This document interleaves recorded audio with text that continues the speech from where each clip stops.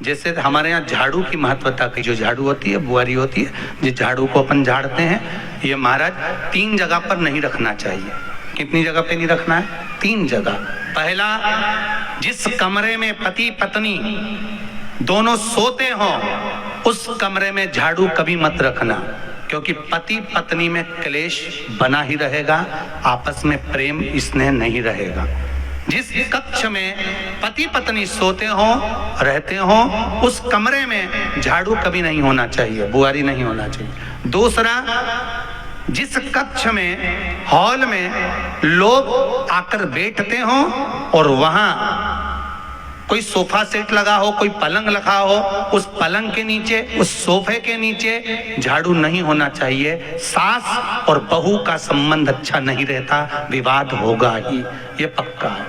तीसरा, अन्नपूर्णा का स्थान जहां पर भोजन बनता है, आप भोजन करते हो, रसोई घर में झाड़ू नहीं होना चाहिए। कारण, बच्चों में क्रोध आएगा, चिड़चिड़ प्रवृत्ति बनी रहेगी, और बेटा और बेटी संबंध आप करना चाहते हो समाज में, और बच्चे गलत जगह पर संबंध करने के लिए आतुर रहेंगे। इसलिए रसोई घर में बुआरी झाड़ू नहीं होना चाहिए।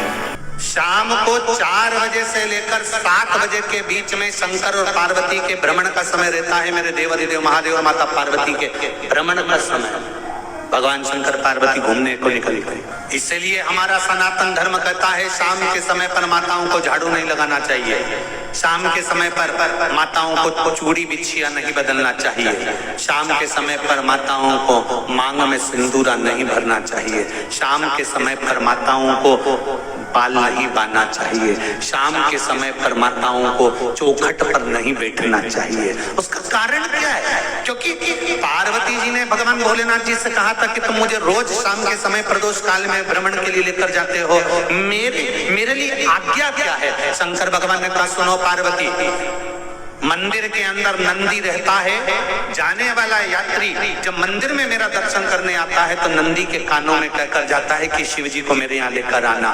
मैं नंदी के अनुसार उनके घर जाता हूँ, मेरा काम है उनका कल्याण करना, और तेरा काम है उनके घर की नारी को अखंड सौभाग्यवती का वर प्रदान करना, ये तेरा।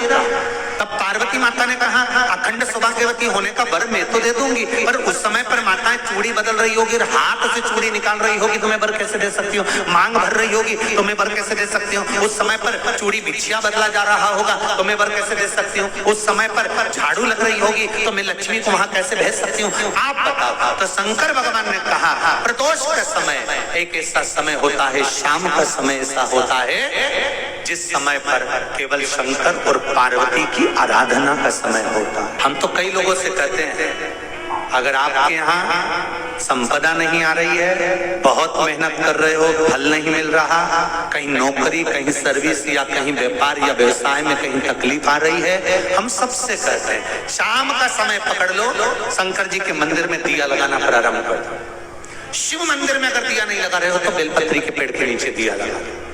बेलपत्री और शंकर जी के मंदिर में दिया नहीं लगा रहा तो शंकर जी के मंदिर के बाहर चौखट पर दिया लगा।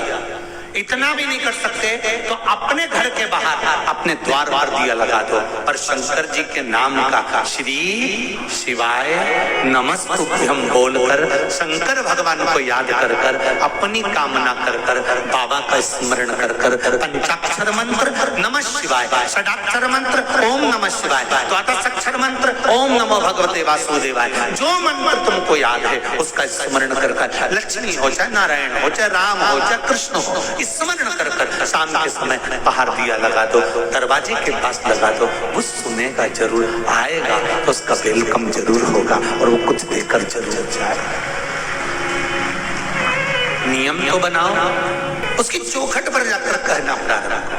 बृहस्पति महाराज ने कहा कि शाम का समय जो प्रदोष का समय होता है उस समय पर इंद्रदेव तुम शंकर जी की आराधना करो। शिव आराधना से शंकर जी जो मार्ग प्रशस्त करेंगे, शिव आराधना से जो शंकर जी कहेंगे वो तुम करना। आराधना करी बाबा भोलेनाथ जी। बृहस्पति महाराज ने प्रदोष की महत्वता समझाई तो प्रदोष का समय जानकर शंकर जी पर 7 बेलपत्र प्रदोष के दिन इंद्र ने समर्पित कर दी बिना सोचे। कितनी बेलपत्र? 7। प्रदोष का व्रत करो चाहे ना करो, मंदिर में चढ़ी हुई बेलपत्र को उठा लो, बेलपत्र का ब्रह्म कमल बना लो। ब्रह्म कमल का मतलब होता है डंडी बीच में रहे, आसपास पत्तियां रहे। 7 पत्ती का ब्रह्म कमल बनाकर, जैसे ये पत्तियां एक जैसी रखी हुई हैं, तो इसको फैला लिया।